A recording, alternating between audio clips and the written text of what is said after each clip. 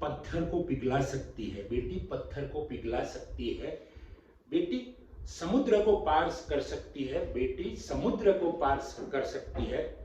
दोस्तों, युग बदल गया है, बेटी पर्वत को छोटा कर सकती है, बेटी पर्वत को छोटा कर सकती है।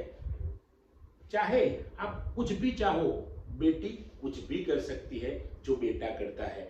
दोस्तों, आज हूँ बात करवा जई रही छूं, तू चिंता न कर, तू चिंता न कर आटला शब्दो, तू चिंता न कर आटला शब्दो દીકરીને ખૂબ મોટું જોમ આપી દે છે। અને આ જે જોમ છે એ જો દીકરીને મળી જશે તો દીકરીને માત્ર કંઈ જોઈતું નથી, એને થોડું શબ્દો, પહેલા થોડાક શબ્દો, તું ચિંતા ન કર, હું તારી સાથે જ છું।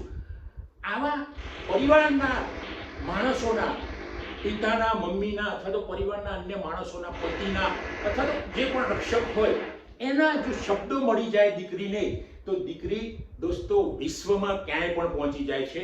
આપણે જોયા છે કલ્પના ચાવલા, તો કલ્પના ચાવલા એ વખતે ખૂબ રૂઢિચુસ્ત સમાજમાં એમના પિતાએ કોઈપણની પરવા કર્યા વગર દીકરીને ખૂબ મદદ કરી અને કલ્પના ચાવલા ક્યાં પહોંચ્યા હતા એ આપણે જાણીએ છીએ મિત્રો। એ જ રીતે મેરી કોમ, તો મેરી કોમ પણ બોક્સરમાં ખૂબ ચેમ્પિયન મોટી બની ગઈ, એમાં પણ એમના પિતાનો હાથ હતો મિત્રો, કારણ કે એ પણ રૂઢિચુસ્ત ખેતી કરતા માણસો હોય એ સમયે અને એમાં મદદ કરી મિત્રો। એ જ રીતે કિરણ બેદીની વાત કરીશું, ભારતના પ્રથમ મહિલા આઈપીએસ, તો એમને પણ એમના પિતાએ શિસ્તના પાઠો, રમતગમત અને હિંમત, સાહસ કેવી રીતે કરવું એના પાઠો શીખવાડવા નાનપણથી જ। અને કિરણ બેદી ક્યાં પહોંચ્યા છે આપણે સૌ જાણીએ છીએ મિત્રો।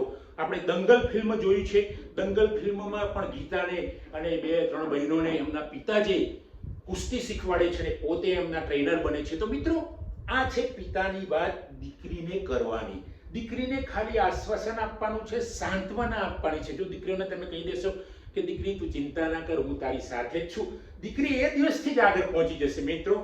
આજની દીકરીઓ એવી છે, ભૂતકાળની દીકરીઓ પણ એવી જ હતી, પણ સમજવામાં ફેર હતો। ભૂતકાળમાં પણ આપણે દાખલા જોયા છે, ગામ હોય શહેર હોય તો સ્ત્રીઓ પતિને મદદ કરતી હતી, કામમાં તો મદદ કરતી હતી, પણ રસોડામાં પણ ઘરે આવીને કરવાનું કામ, બીજી જવાબદારી હોય બાળકોની, બધું જ કામ હતું। આપણી જોવાની દ્રષ્ટિ જુદી હતી। આજની દીકરીઓ તો હોશિયાર છે, એનો મતલબ એવો નથી કે ભૂતકાળમાં નહોતી, ભૂતકાળમાં શિક્ષણનું પ્રમાણ ઓછું હતું। સાવિત્રી દેવી જેવા જે છે એમને પણ શિક્ષણ જબરજસ્ત મળ્યું એ વખતે, એમાં પણ કોઈ પુરુષનો જ સહકાર હતો મિત્રો। એ જ રીતે દરેક જગ્યાએ આપણે જોઈશું તો પિતાનો સહકાર હોય છે, માતાનો સહકાર હોય છે। માત્ર સહકાર એટલે માત્ર આર્થિક જોઈએ એવું નહીં, આર્થિક તમે ગમે તેવો સહકાર આપી દો પણ એને મેન્ટલી જો હેલ્પ ન મળે તો દીકરી તૂટે તો નહીં પણ એ નર્વસ થઈ જાય છે। દીકરીને માત્ર પ્રેમ જોઈએ છે, પિતાનો પ્રેમ જોઈએ છે, પરિવારનો પ્રેમ જોઈએ છે। પૈસો તો એ કમાઈ લેશે, દીકરી માટે પૈસો કમાવવા માટે અઘરી વસ્તુ નથી, એની માનસિક સ્થિતિ પણ જબરજસ્ત હોય છે મિત્રો। જ્યારે પરિવાર સંકટમાં હોય છે ત્યારે એક દીકરી આવીને પરિવારને બચાવે છે। આજે દીકરી પહાડ પર પહોંચી ગઈ છે, સમુદ્ર પાર કરી શકે છે।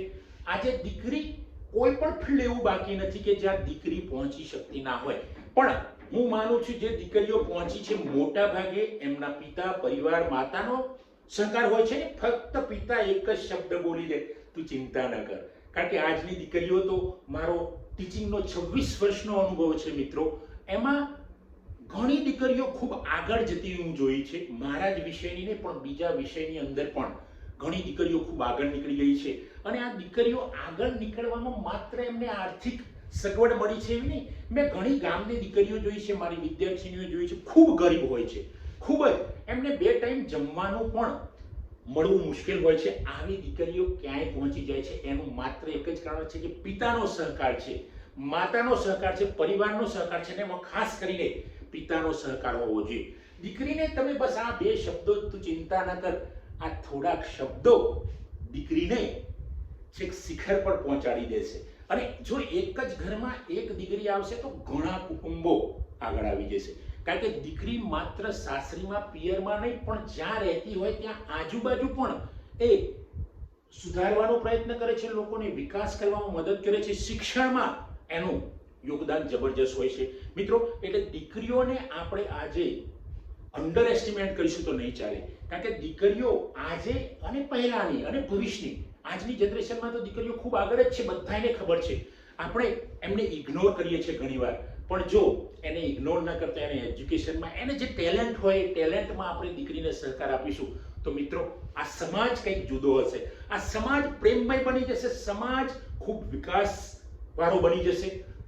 સમાજની અંદર જો દીકરીઓ સૌથી વધારે એજ્યુકેટેડ હશે, ટેલેન્ટેડ હશે, એમની ટેલેન્ટ તો છે જ પણ ટેલેન્ટ વિકસેલી હશે, શિક્ષણ એમનું વિકસેલું હશે, તો આ દેશ, આ સમાજ અને આ દુનિયા ક્યાંય પહોંચી જશે. મિત્રો એટલે મારી આપ સૌને વિનંતી છે કે કોઈ દીકરી હોય એને ઇગ્નોર કર્યા વગર માત્ર એને એમ જ કહેવાનું છે કે તું ચિંતા ન કર, હું તારી સાથે જ છું. બસ આ જ તમારા હૃદયના શબ્દો જ્યારે પિતાના હૃદયના શબ્દો, પરિવારના હૃદયના શબ્દો જ્યારે નીકળશે ત્યારે દીકરી ખૂબ આગળ નીકળી જશે. એક દિવસથી એનો વિકાસ થઈ જશે, ચાલુ થશે એવું નથી કહેતો, પણ જો તમે એમ કહેશો કે દીકરી તું ચિંતા ન કર, હું તારી સાથે જ છું, એક દિવસથી દીકરીનો વિકાસ થઈ જશે. કારણ કે દીકરીને તો માત્ર ઈશારાની જરૂર છે, પૈસાની ઓછી જરૂર છે, એને સાંત્વનાની જરૂર છે, એને પ્રેમની જરૂર છે, હૂંફની જરૂર છે, એને તમારા સહકારની જરૂર છે, તમારી મદદની જરૂર છે, માનસિક મદદની જરૂર છે, એને તમારા હૈયાની જરૂર છે, હેતની જરૂર છે, વહાલની જરૂર છે. મિત્રો તો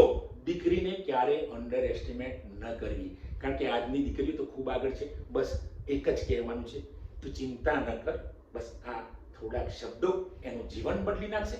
એક દીકરીનું જીવન બદલાશે એટલે મિત્રો જો દરેક ઘરમાં દરેક દીકરીનું આ રીતે જીવન બદલાશે તો દેશમાં, વિશ્વમાં આખું પરિવર્તન આવી જશે, પોઝિટિવ પરિવર્તન આવી જશે અને પોઝિટિવ પરિવર્તનમાં આપણે પણ જીવતા હોઈશું. તો મિત્રો આ મારો વિડીયો આપ જુઓ અને જો તમને યોગ્ય લાગે તો એને શેર કરો. દીકરીઓને હું વંદન કરું છું.